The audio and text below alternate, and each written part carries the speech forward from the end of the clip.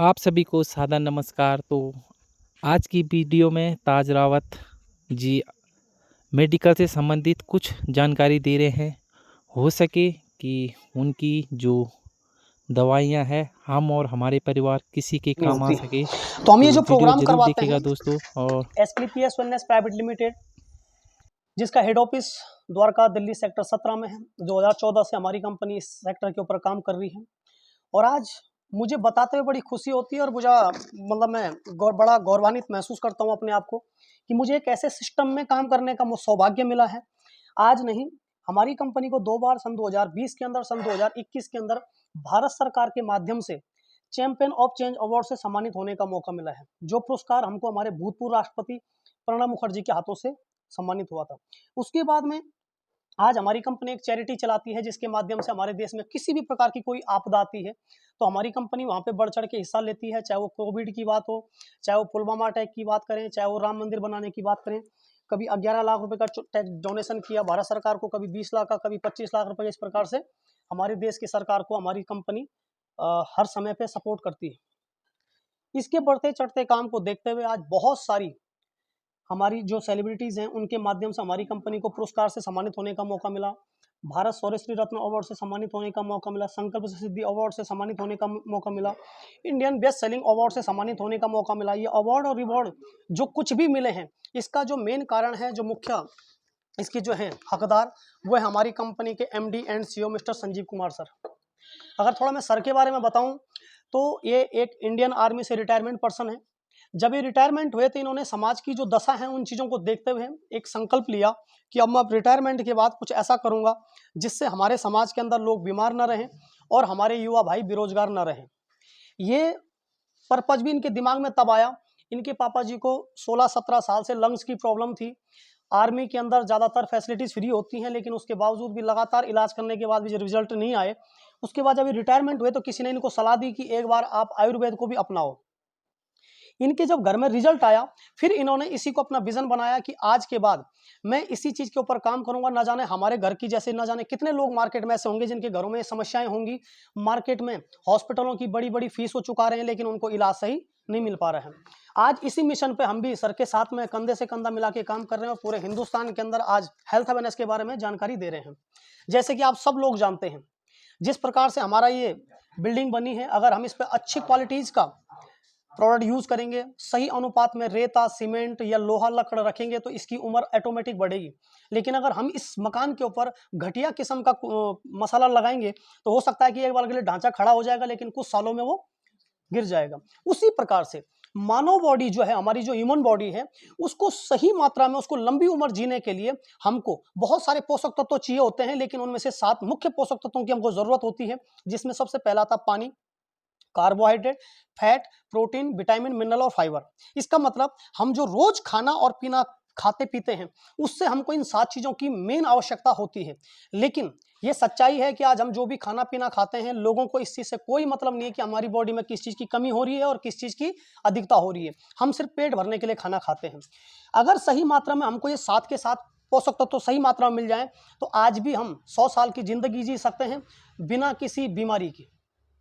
लेकिन जब ये सारी चीज़ें हमको पर्याप्त मात्रा में नहीं मिल पाती हैं, उसी के कारण से आज बहुत सारी लाइफस्टाइल डिजीज हमको होने लगती हैं, जिसको आज हम बीमारी के नाम से जानते हैं। चाहे वो डायबिटीज हो, ब्लड प्रेशर की समस्या हो, डाइजेशन सिस्टम खराब की समस्या हो, नर्वस सिस्टम की समस्या हो, हार्ट। क्यों हम लोगों को जागरूक करें, ये एक अपने आप में सोचने वाला विषय है।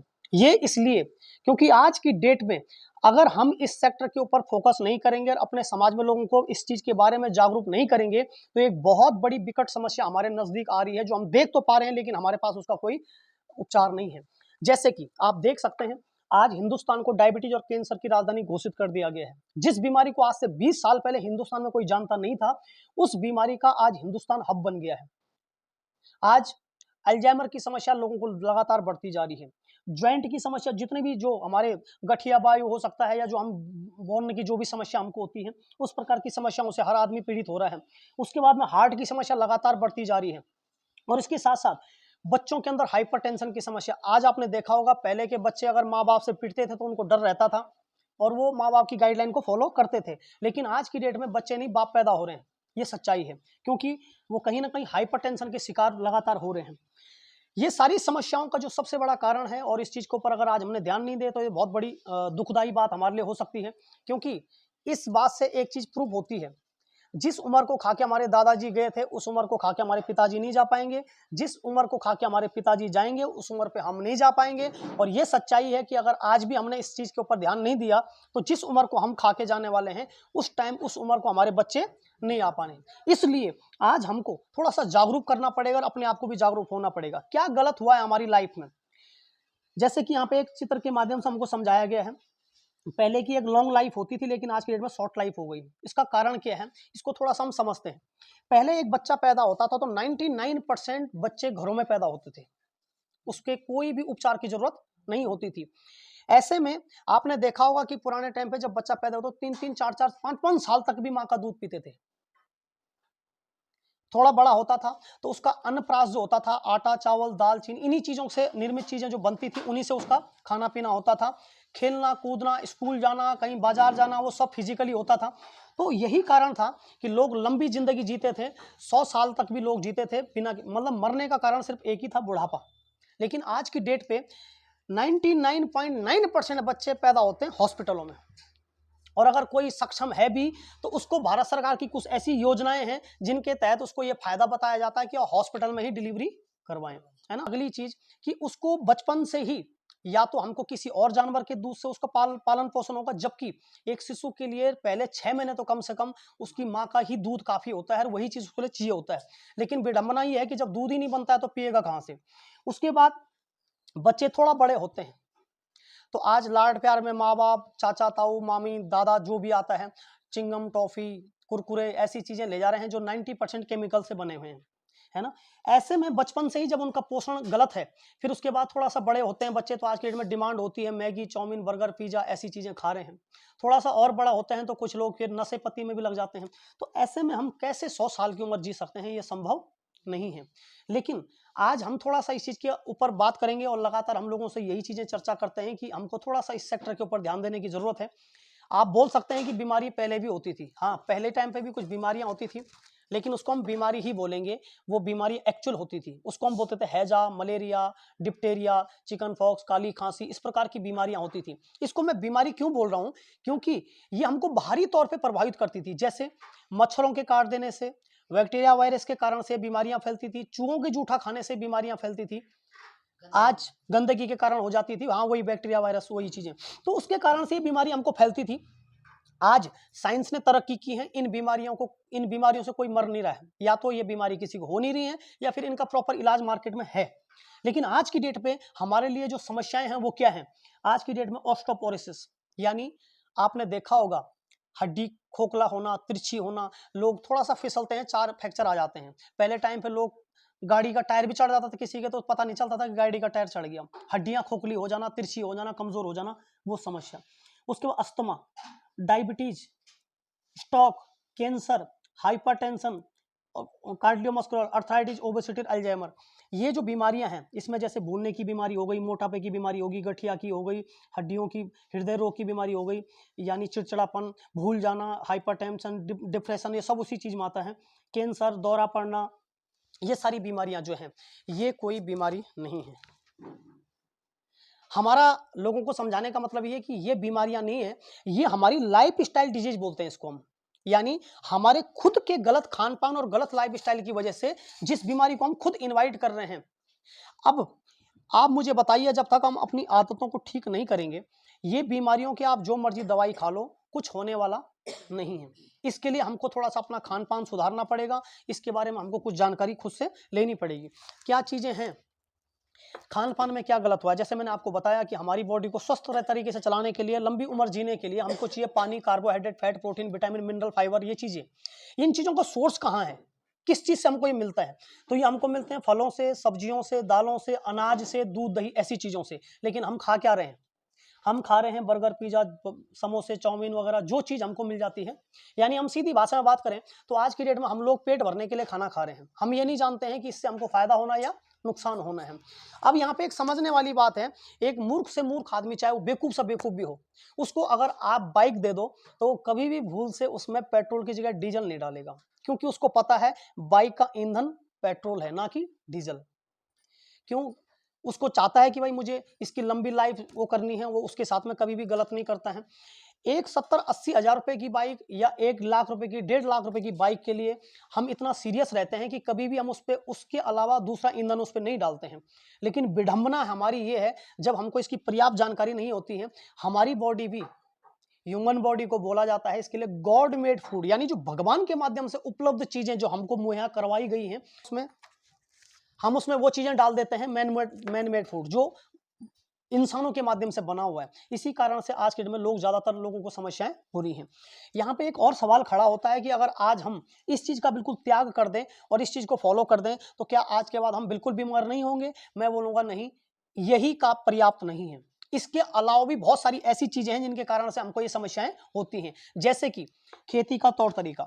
पहले टाइम पे लोग ऑर्गेनिक खेती करते थे, अपने अपने लिए भी अनाज उगा देते थे। लेकिन आज की डेट में सच्चाई ये है कि कुछ किसानों को जिम्मेदारी है कि पूरे हिंदुस्तान का उनको अनाज पैदा करना है। तो आज का किसान अपने खेतों से ज्यादा पैदावार लेने के लिए हद से ज्यादा रसायन का छिड़काव कर रहा है। कहीं ना कहीं हमारे भोजन की गुणवत्ता वहां भी खत्म होती है। उसके बाद हमारा खाना बनाने का मेथड, कई लोगों को आपने देखा होगा, सुना होगा कि हम तो बाहर का कुछ भी नहीं खाते हैं, हमको तब भी गैस की समस्या हो रही है। गैस नहीं होगा तो क्या होगा? हम एल्युमिनियम के बर्तन यूज कर रहे हैं। इसमें एक, जब एल्युमिनियम का बर्तन जब गर्म होता है तो कुछ केमिकल छोड़ता है जो हमारी बॉडी के लिए बहुत ही ज्यादा नुकसानदायक होता है। उसके कारण से भी ये सारी समस्याएं होती है। लेकिन आज की डेट में जो सबसे बड़ी बेसिक चीज है, पहले के टाइम पे जो लकड़ी के चूल्हे में हमारा खाना बनता था, उसका जो टेम्परेचर मापा गया है वो 100 डिग्री सेल्सियस तक तापमान होता है उसका। उसमें हमारा खाना लेट जरूर बनता था, लेकिन हमारे भोजन के अंदर जो पोषक तत्व होते थे वो जिंदा रहते थे। आज की डेट में हम जिस खाने को बर्नल गैस के बर्नल पे बना रहे हैं, गैस का टेम्परेचर 250 से 300 डिग्री तापमान इसका होता है। इसमें खाना तो हमारा 10 मिनट में तैयार हो जाता है, लेकिन हमारे भोजन के अंदर हमारे शरीर के लिए जो जरूरी पोषक तत्व होते हैं वो खत्म हो जाते हैं।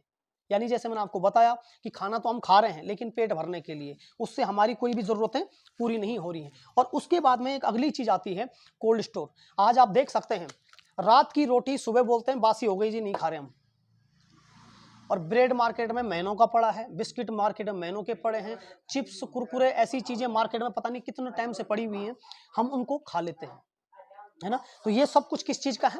ये कोल्ड स्टोर का हुआ है। तो इसके कारण से बहुत सारी समस्या होती है। इसके अलावा भी बहुत सारी समस्याएं हैं, बहुत सारी समस्याएं हैं इसके अलावा भी। जैसे कि हम बच्चों को केक बर्गर पेस्ट्री वगैरह खिलाते हैं, तो हम थोड़ा सा इसमें सजेस्ट करते हैं कि आप इनसे अपने बच्चों को दूर रखें, क्योंकि ये कोई हमारे फायदे की चीजें नहीं है। हमारी जितने भी केक्स बर्गर पेस्ट्री वगैरह तैयार होती हैं, इनमें वो केमिकल डाला जाता है जो कॉस्मेटिक सामान के अंदर डाला जाता है। बिना उस केमिकल के डाले क्रीम की फिनिशिंग कभी आ ही नहीं सकती है। तो ये सच्चाई है। उसके बाद में 3 मुख्य समस्याएं हैं। एक, वाटर पोल्यूशन, एयर पोल्यूशन और रेडिएशन। ये 3 मुख्य ऐसी समस्याएं हैं। इन पे तो देश का प्रधानमंत्री हो, चाहे वो गरीब आदमी हो, चाहे अमीर आदमी हो, किसी का भी बस आज की डेट में नहीं है। क्योंकि देश जिस तरीके से तरक्की कर रहा है, उस तरीके से लगातार ये तीनों चीजें आज की डेट में बढ़ती जा रही हैं। अब इन सारी चीजों से हो क्या रहा है? हमारे गलत खान पान, गलत लाइफस्टाइल और बिना किसी जानकारी के जीवन जीने में एक सबसे बड़ी तकलीफ होती है कि हम अपने इम्यून सिस्टम को कमजोर करते जाते हैं। दरअसल हमको और आपको किसी भी दवाई की जरूरत नहीं है, किसी भी दवाई की। भगवान ने हमको एक ऐसी मशीन दे रखी है जिसको हम बोलते हैं इम्यून सिस्टम, रोग प्रतिरोधक क्षमता जो हमारी होती है। अगर ये सही तरीके से अगर हम इसके साथ छेड़छाड़ ना करें तो हमको किसी भी दवाई की जरूरत किसी भी बीमारी के लिए नहीं है। लेकिन जब वो हमारी कम से कम आधे घंटे 45 मिनट पहले और 45 मिनट पीछे हमको पानी का सेवन नहीं करना चाहिए। क्योंकि जब हम खाना खा रहे होते हैं उस पीरियड के अंदर हमारी बॉडी के अंदर जठर अग्नि जो है वो अपना काम करती है।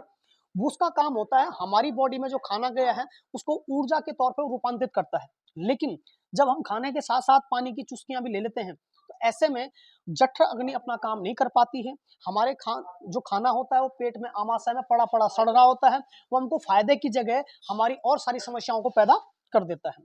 अगली चीज कि जब भी हम पानी पिए तो कोशिश करें कि कभी भी खड़े गले और खड़े खड़े पानी नहीं पीना चाहिए। वैसे तो आयुर्वेद के अंदर घुटने टेक के प्रॉपर तरीके से उसकी विधि बताई गई है, लेकिन इतना कोई करता नहीं। लेकिन फिर भी हमको कभी भी एकदम से एक सांस पे पानी नहीं पीना और खड़े होकर पानी नहीं पीना चाहिए। अगली चीज मोबाइल।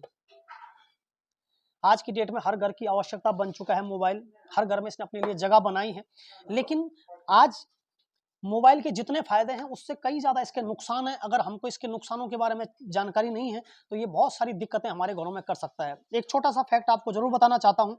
जब से मोबाइल की दुनिया में हम लोग आए, आपने देखा होगा कि छोटे बच्चों को अक्सर ये समस्या है कि मेंटली तौर पे वो लोग डिस्टर्ब रहते हैं। ये सच्चाई है। 16 साल से नीचे के बच्चे के हाथ में मोबाइल होना नहीं चाहिए। क्योंकि आपने देखा होगा, चाहे कहीं वोटिंग होती है, सरकारी नौकरी की बात आती है, चाहे शादी की बात आती है, हर जगह सरकार एक बात बोलती है कि कम से कम कितनी उम्र होनी चाहिए? 18 साल।